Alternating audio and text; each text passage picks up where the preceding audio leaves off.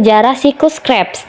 Siklus Krebs ini ditemukan oleh seorang ahli kimia dan biologi asal Amerika bernama Albert Sessions Georgi pada tahun 1930.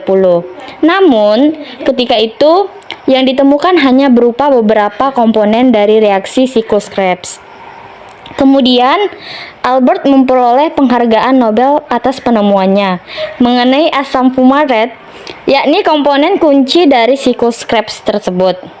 Kemudian, pada tahun 1937, seorang ahli biokimia sekaligus dokter dari Jerman mengemukakan bahwasanya glukosa secara perlahan dipecah dalam mitokondria sel. Ketika itu disebut dengan siklus Krebs. Penamaan siklus Krebs ini diambil dari penemuannya, yakni Sir Hans Adolf Krebs. Siklus Krebs ini merupakan serangkaian reaksi kimia yang terjadi pada sel hidup hingga menghasilkan energi asetil-CoA, yakni perubahan asam pirufat hasil glikolisis asetik-CoA dengan oksidasi glukosa akan diubah menjadi karbon dioksida dan hidrogen.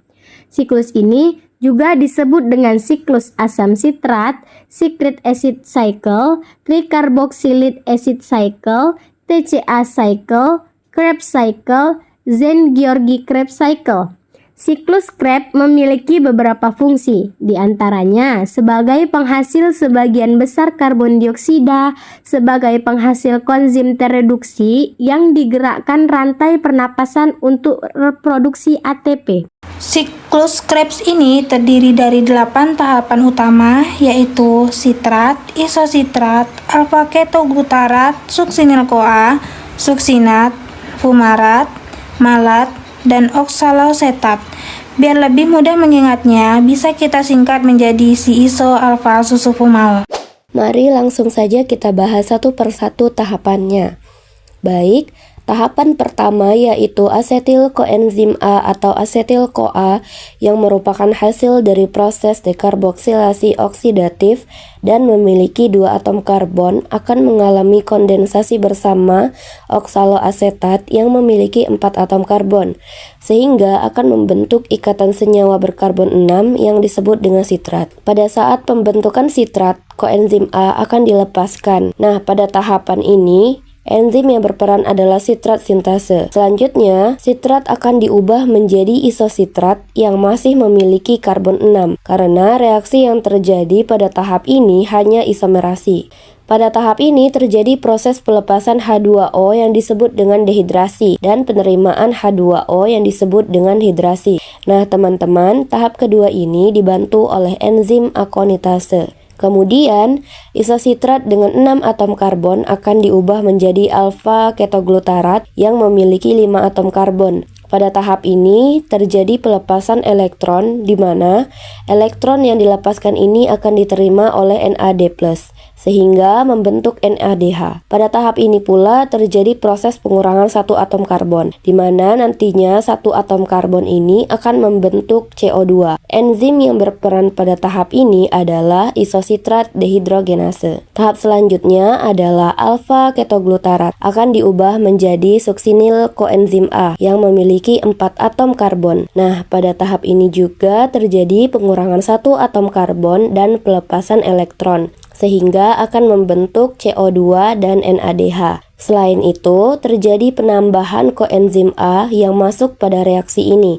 sehingga akan terbentuk ikatan suksinil koenzim A. Nah, teman-teman, enzim yang berperan dalam tahapan ini adalah enzim alfa-ketoglutarat dehidrogenase. Pada tahap yang kelima, suksinil koenzim A yang memiliki 4 atom karbon akan diubah menjadi suksinat yang masih memiliki 4 atom karbon. Pada tahap ini tidak ada pengurangan atom karbon seperti pada tahap sebelumnya, tapi pada tahap ini terjadi beberapa reaksi yaitu fosfat inorganik atau PI akan berperan pada tahap ini sebagai pemutus ikatan koenzim A yang terdapat pada suksinil, sehingga pada tahap ini koenzim A akan dilepaskan dan difosfat inorganik akan berkaitan dengan GDP membentuk GTP. Namun pada beberapa sel, fosfat yang telah membentuk GTP akan ditransfer lagi ke ADP ATP sehingga membentuk ATP. Baik ATP ataupun GTP, keduanya memiliki enzim yang setara. Enzim yang membantu tahapan ini adalah enzim suksinil-CoA sintase. Oke.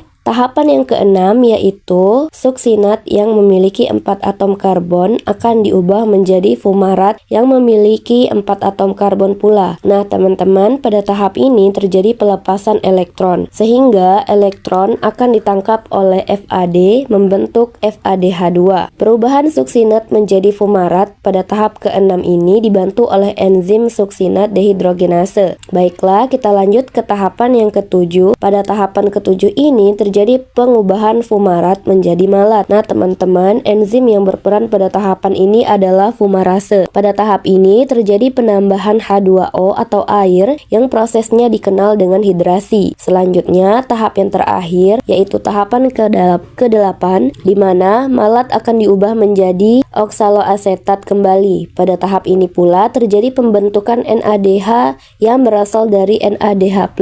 Enzim yang membantu pada tahap ini adalah malat dehidrogenase. Oke, jadi dapat disimpulkan bahwa dalam satu kali siklus atau satu senyawa asetil koenzim A akan menghasilkan 3 NADH, 1 FADH2, dan 1 ATP. Nah, karena pada dekarboksilasi oksidatif menghasilkan 2 asetil koenzim A, berarti terjadi 2 kali siklus, sehingga hasil akhir dari siklus Krebs adalah 6 NADH, 2 FADH2, dan 2 ATP. Selain itu, terdapat pula produk sampingan yang dihasilkan oleh siklus Krebs ini, yaitu 4 karbon dioksida.